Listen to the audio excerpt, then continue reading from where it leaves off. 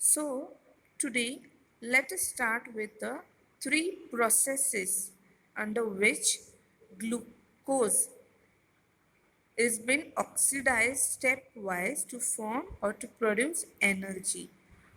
So the glycolysis is the first step and this process takes place in cytoplasm in the cell. Before starting with this process, let us learn about the energy. So energy is having two types. First one is direct energy, second one is indirect energy. Direct energy is like cash which cell can spend or use immediately. Now, for example, if person is going for outing and he requires some foodstuffs. So if he's having that cash with him, he will immediately take the foodstuff with the particular shopkeeper.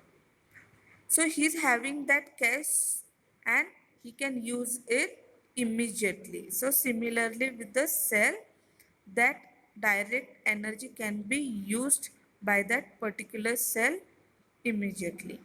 And this energy which is used is in the form of ATP, adenosine triphosphate, which is energy currency of that cell. So you'll have to remember this. In direct energy we use ATP. Second one is indirect energy. It is like check which cell cannot spend directly. We are taking the example of check.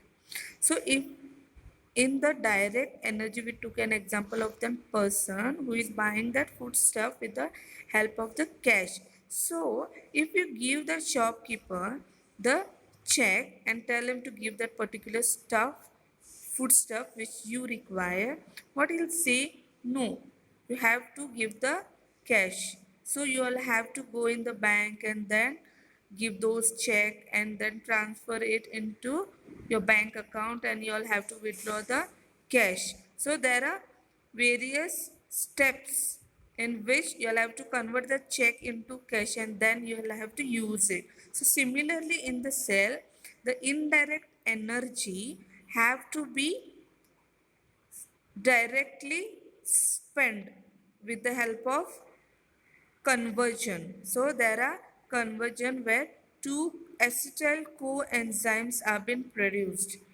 that is NADH2 and FADH2. So these are the two acetyl coenzymes A.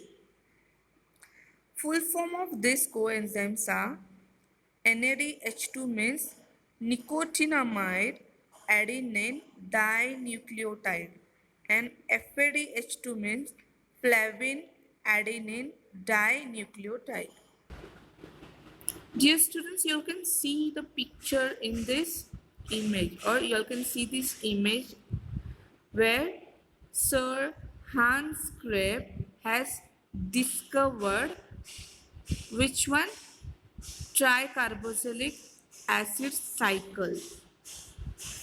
Process of glycolysis was discovered by three scientists named Gustav, Otto and Jacob along with their colleagues. And for this purpose, they performed various experiments on muscles and this process of glycolysis was also called as Embden-Meyerhoff-Parnas pathway, and that's the reason we can also say glycolysis process as EMP pathway. And Sir Hans Krebs has discovered Krebs cycle, that is also known as tricarboxylic acid cycle, and for this he was been awarded with Nobel Prize in 1950. So, before starting with our glycolysis process, you'll have to remember that NADH2 gives 3 ATPs. When they are converted into energy, as you all know, these two are indirect energies, and when they are converted into direct energy, this gives 3 ATP molecules and FADH2 gives 2 ATP molecules. Now, Glucose has 6 carbon. When they are present in the cytoplasm, the glucose is having 6 carbons which are divided into two parts, 3 carbons and 3 carbons. They are divided into two, which are also called as pyruvic acids. You'll have to remember this. This division of 6 carbon of glucose are also called as pyruvic acids. Now, in glycolysis process, we get two ATP molecules, two molecules of NADH2 and byproduct, that is two molecules of water. So direct energy is having two ATPs, indirect energy in the form of two molecules of NADH2 and byproduct two molecules of H2O. Now this was all about glycolysis. Next step, pyruvic acids are converted into acetyl coenzyme A.